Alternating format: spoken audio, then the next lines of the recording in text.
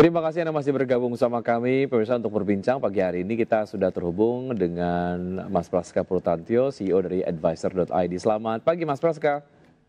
Ya, pagi Mas Beki. Ya. Baik, terima kasih sudah bergabung sama kami. Sehat selalu Mas Praska. Untuk kita Ya. semua, kalau kita bicara mengenai pelemahan dari IHSG kemarin yang melemah 0,37%, yang sempat kemudian anjlok ke 1% begitu ya pelemahannya. Review Anda, apa yang kemudian menyebabkan pelemahan IHSG ini di perdagangan kemarin Mas Praska? Ya, jadi kalau kita lihat memang pelemahan IHSG kemarin itu terpicu oleh faktor profit taking. Jadi gini, pemberatnya dari sektor keuangan, properti dan infrastruktur ya.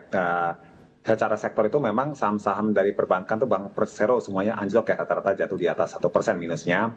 Kalau properti itu terkerek oleh saham Tani ya, setelah 100% dicabut, kemudian BSDE, Sumarekon, pengembang properti besar juga mengalami koreksi yang cukup dalam, dan infrastruktur itu jatuh di saham diantaranya ada Indosat, ISAT dan SSIA seperti itu. Nah, selain itu juga kemarin pasar juga sudah mulai mengantisipasi rencana kenaikan tarif 100% ya. Jadi aksi balas dendam sudah dikatakan saling membalas lagi ya setelah Cina mengumumkan akan mengontrol ekspor logam tanah jarang ya, atau rare earth ya. Nah, jadi yang membuat di mana logam tanah jarang itu kan menjadi komoditas buat teknologi, peralatan untuk pertahanan, dan juga berbagai macam keperluan-keperluan perangkat-perangkat lunak lainnya, sehingga dari pihak Amerika Serikat sendiri pun juga akhirnya membalas di per 1 November nanti semua ekspor dari Cina itu akan mengalami kenaikan, meskipun di beberapa bulan sebelumnya sudah ada pemutusan kenaikan tarif, meskipun tidak sebesar yang awal sampai 120%, sudah sekitar 70% ya kan, kemudian dari 50% ya kan, macam-macam. Nah, tapi hal ini memicu spekulasi pasar kembali bahwa dimulai kembali kekhawatiran terhadap perang dagang baru yang dilakukan oleh Presiden Trump di kuartal 4 ini, kira-kira seperti itu. Oke, artinya kalau kita lihat dari berbagai macam sentimen dalam negeri dan juga sentimen luar negeri, artinya pelemahan IHSG hari ini akan berlanjut, atau Anda melihat ada potensi untuk penguatan, Mas Praska? Ya, hari ini perkirakan IHSG melemah masih akan lanjut ya, karena kita secara katalis itu juga tidak ada ya, cukup sepi, di mana dari data ekonomi kan sebenarnya sudah banyak yang dirilis kemarin, di antara seperti data inflasi kita yang terus kembali meningkat, kemudian data pengangguran Amerika Serikat juga kembali naik ya. Jadi data-datanya bisa dikatakan tuh tidak cukup baik ya. Bahkan juga rilis dari data indeks keyakinan konsumen kita pun juga jatuh ya, kembali jatuh ke level 115 atau terendah dalam kurang lebih setahun terakhir. Meskipun dan juga tambahan lagi, meskipun dari sisi asing di total pasar itu mencatat net buy sampai 2 triliun, namun sebenarnya di pasar reguler sendiri kemarin asing masih mencatatkan net sell ya 546 miliar, sehingga akumulasi seminggu terakhir menjadi 1,33 triliun, dan juga rupiah juga belum terlalu menguat, masih melemah di kisaran 16.500. Artinya ya masih dominan, bisa dikatakan tuh isunya masih isu negatif kira-kira seperti itu. Ya, artinya terkait dengan capital inflow mengenai ataupun yang kemudian disebabkan oleh government shutdown dari Amerika Serikat, trennya sudah kemudian menurun begitu ya. Lalu ada sentimen lain yang nampaknya lebih kuat begitu, sehingga menyebabkan terjadi net sell di perdagangan kemarin. Oke. Terkait dengan sektor properti yang turun 3,54%, dan salah satunya terkait dengan PIK yang PIK 2 maksud saya, yang dihapus dari proyek strategis nasional, dan tentunya menular ke sektor konstruksi dan juga material dalam beberapa hari ke depan. Bertanda seperti apa? Lalu rekomendasinya bagaimana, Mas Praska? Ya, jadi kalau kita lihat sebenarnya dengan dicabutnya status PSN tersebut ya, saya melihat sih sebenarnya tidak tentu pengaruh terhadap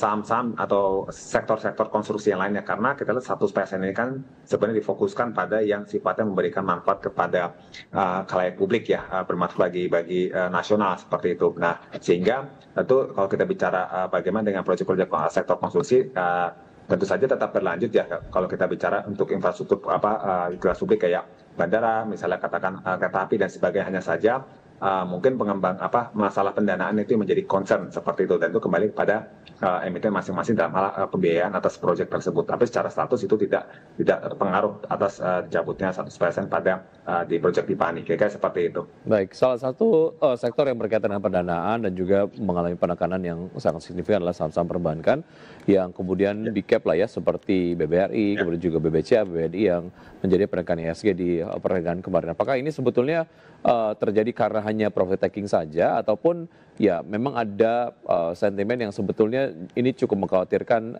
dari point of view investor sendiri, Mas Praska? Ya, kalau dari catatan saya memang profit taking betul ada ya jangka pendek ya. Jadi kemarin kan sempat diakumulasi naik cukup kencang kalau tidak salah di minggu lalu ya.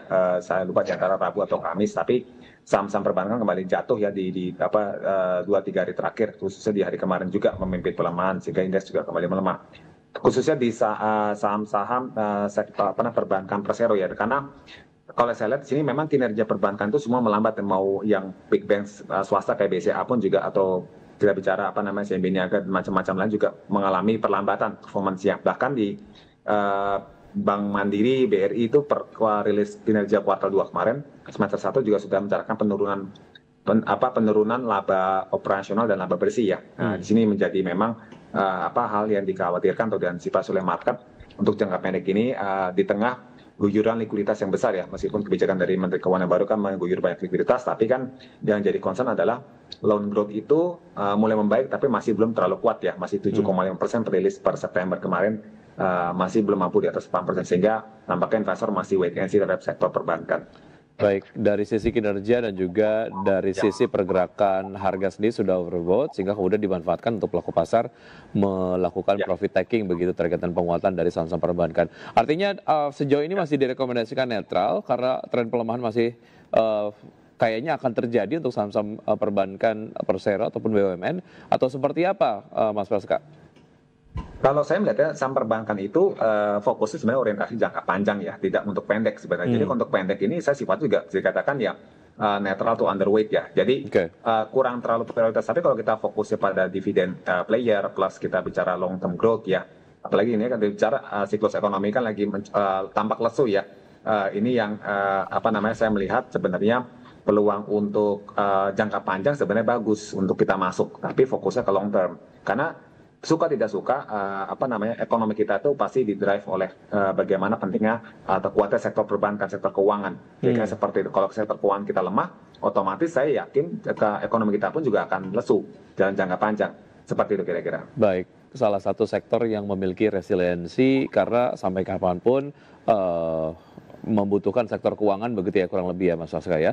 Baik, ya, kalau bicara mengenai sektor yang memiliki resiliensi terkait dengan potensi eskalasi perang dagang Amerika Serikat dan juga China jilid baru, Mas Praska, sektor apa dan juga apa rekomendasi terhadap sektor-sektor tersebut?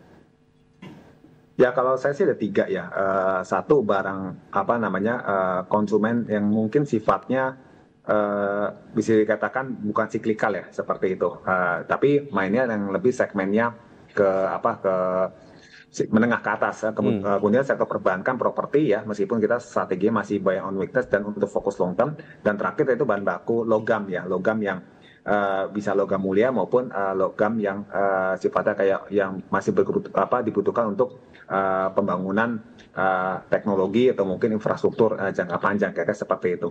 3 sektor menurut saya masih menarik. Baik, beberapa sektor yang masih menarik dan memiliki resiliensi terhadap potensi perang dagang antara Amerika Serikat dan juga China yang terbaru begitu. Baik.